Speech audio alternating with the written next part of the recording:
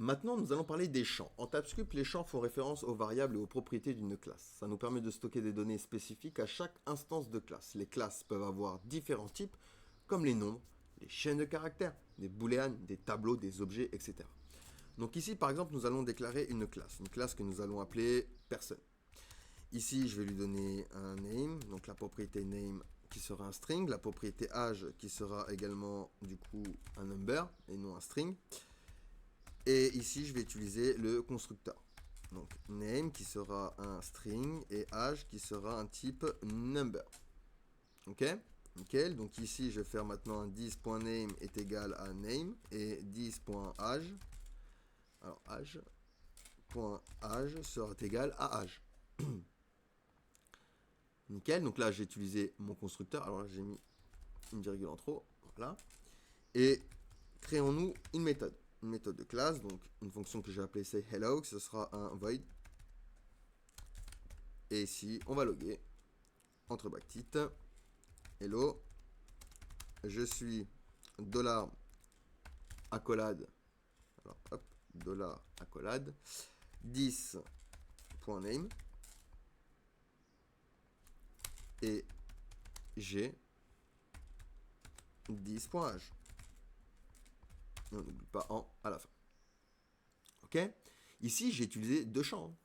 Un champ de type chaîne de caractères, un champ de type number. Du coup, je peux créer mon personnage ici. Donc, const personnage est égal à new person. Donc, on va l'appeler, Jonathan, et il va avoir 35 ans. Et j'exécute, du coup, la fonction de personnage. Donc, .sayHello. Hop, et j'exécute ma fonction. Et je vais bien avoir, du coup, hello, je suis Jonathan, et j'ai 35 ans. Vous voyez ici, j'ai bien logué. Donc, qu'est-ce qui s'est passé ici? Dans cet exemple, la classe personne a deux champs. Name et string. Name, de type string et âge, de type number. Ces valeurs de ces champs sont définies à l'aide du constructeur, ici, lors de la création d'une nouvelle instance de classe. Ensuite, les champs peuvent être utilisés dans d'autres méthodes de classe, comme la méthode ici, sayHello, qui va afficher le nom et l'âge de la personne. Les champs peuvent être accessibles et modifiables à partir d'autres parties du programme, selon leur visibilité. Par défaut, les champs sont publics, ce qui signifie qu'ils sont accessibles depuis n'importe où. Sauf que nous pouvons également déclarer des champs comme étant privés ou protégés. Et pour ça, il suffit de mettre le mot-clé ici, private pour que ce soit privé, ou protected, hop, pour que ce soit protégé. Les champs privés ne peuvent être accédés que depuis l'intérieur de la classe elle-même.